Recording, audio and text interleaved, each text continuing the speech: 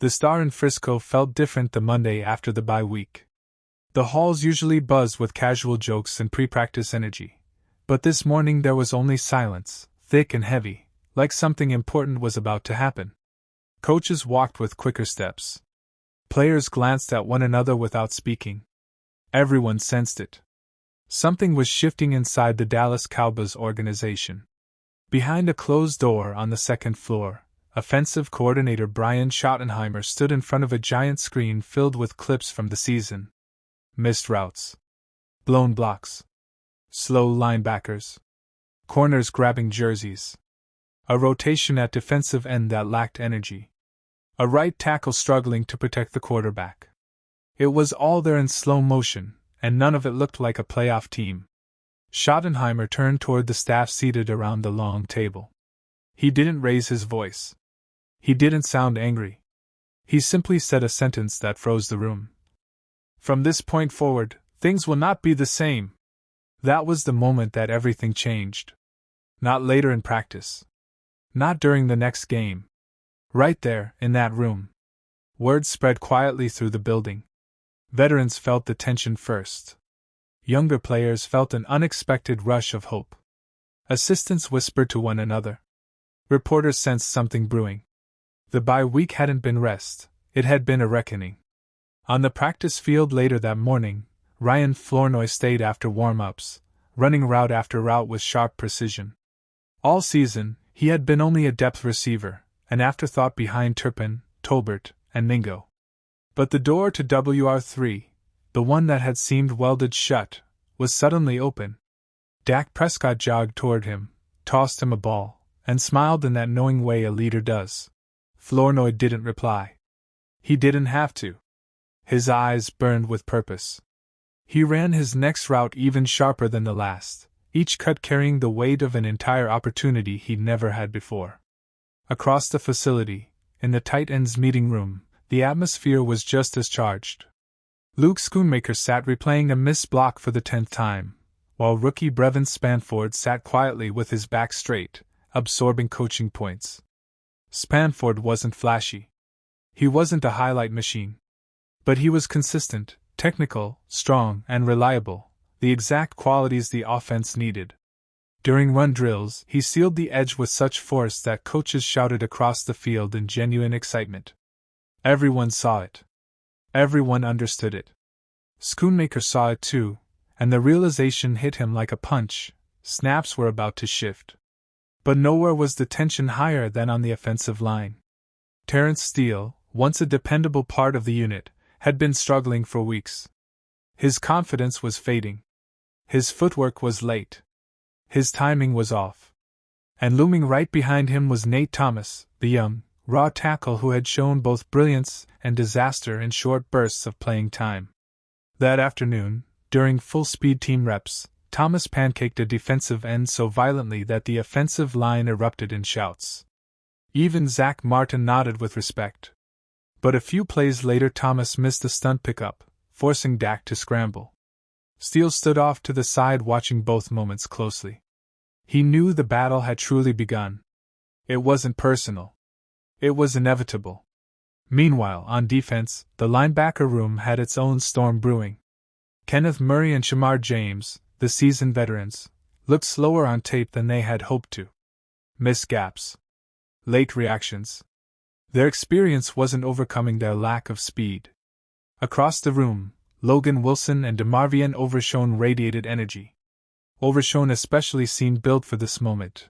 Lightning fast furl. In one electrifying rep, Overshown blew through the line and stuffed a run before it even formed. Helmets clashed. Coaches yelled. Teammates shouted. That single play was louder than any meeting. It was the play that announced the future was arriving, whether anyone was ready or not. The secondary felt the same tremor. Kaiir Elam, once advertised as a rescue piece, had become unreliable. Penalties, poor timing, shaky technique. Triqueze Bridges wasn't offering much steadiness either. But the young corners, Shavon, Revel, and Caelen Carson, were rising. In practice, Carson mirrored routes with smooth precision. Revel broke on passes with fearless aggression. Every rep whispered the same truth: Decisions were coming, and reputations wouldn't matter. At defensive end, the rotation had grown stale. Sam Williams, talented but inconsistent, had lost the coaching staff's trust. In stepped Dante Fowler and James Houston, whose explosiveness lit up the field. Houston's speed around the edge was absurd, a blur that even veteran tackles struggled to handle. Fowler's experience gave him a veteran calm that young pass rushers lacked. Together, they looked like the spark the Cowboys' defense had been missing. By Friday, Cowboys Nation Online felt the energy. Fans argued passionately. Ryan Flournoy is WR3. Bench Elam. Start Overshown. Nate Thomas has to get a real chance. Tom Downey prepared for the Cowboys Report taping, reviewing every snap count and practice note. He knew the fans were right. Changes were coming. Big ones. And he also knew that this wasn't just another bye-week story. This was a turning point. On Saturday night, the team gathered for the final meeting before they returned to the field. Schottenheimer addressed them with steady conviction. This league doesn't care about your draft slot, your contract, or your name, he said. It cares about performance. If you can help this team win, you will play. If you can't, you won't.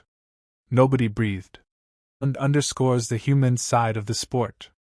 And Hooker's return window signals a potential defensive reinforcement at a crucial time.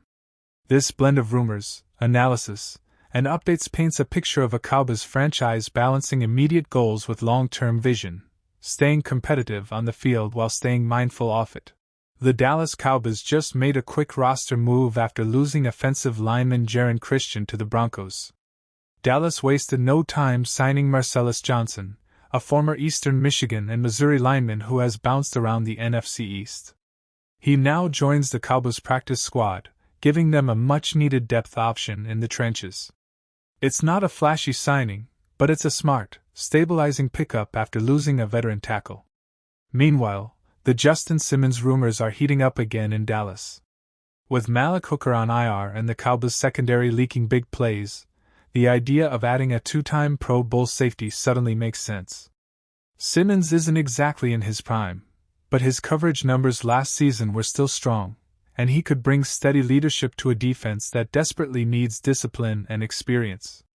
On the offensive side, George Pickens has been unstoppable this season, but his 2026 free agency window is creeping closer.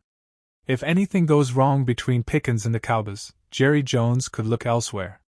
One name that makes sense is Colts receiver Alec Pierce. Built like a prototype deep ball weapon, Pierce brings size, vertical explosiveness, and insane yards per catch production. He's not Pickens, but he fits the mold of what Dak Prescott loves in a vertical threat. And in even better news, linebacker DeMarvion Overshown is finally back on the field.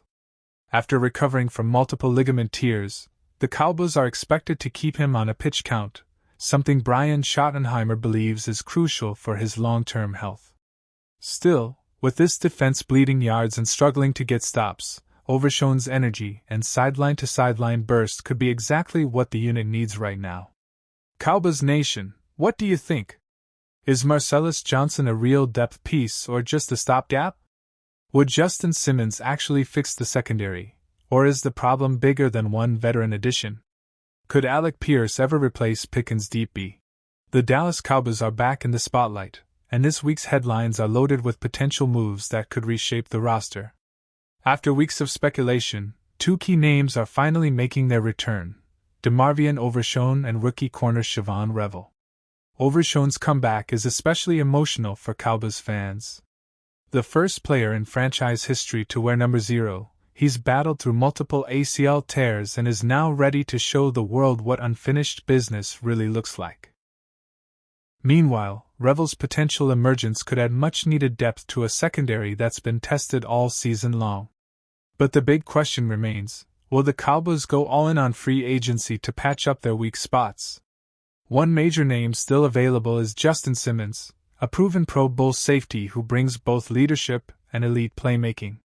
With the Cowboys secondary struggling for consistency, Simmons could instantly elevate the defense, if Dallas can convince him to come aboard. Then there's the possibility of a Stephon Gilmore reunion. The Cowboys' pass defense currently ranks near the bottom of the league, and Gilmore already proved last season that he still has plenty left in the tank. A short-term deal could bring veteran stability and much-needed confidence to the cornerback group. On offense, Dallas might also explore bolstering its backfield with Gus Edwards. While Javonte Williams continues to lead the ground attack, the lack of reliable depth could become an issue down the stretch. Edwards' power-running style might be exactly what the team needs as insurance against injuries. Fire Cowboys Nation, it's your turn. Keycap 1, are you hyped to see DeMarvion Overshown finally debut in the star and make history wearing number 0? Keycap 2, should Dallas go all out to sign Justin Simmons, even with a high price tag? Keycap 3, would bringing back Stephon Gilmore fix the struggling pass defense, or just be a nostalgia move? Keycap 4, and is Gus Edwards the right fit as RB insurance behind Javonte W? The Dallas Cowboys are quietly setting up one of the most strategic salary cap rebuilds in the entire NFL. While fans are focused on game day results and off-season rumors, Jerry and Stephen Jones have been preparing a long-term financial plan that could completely reshape this team's future. According to insider reports,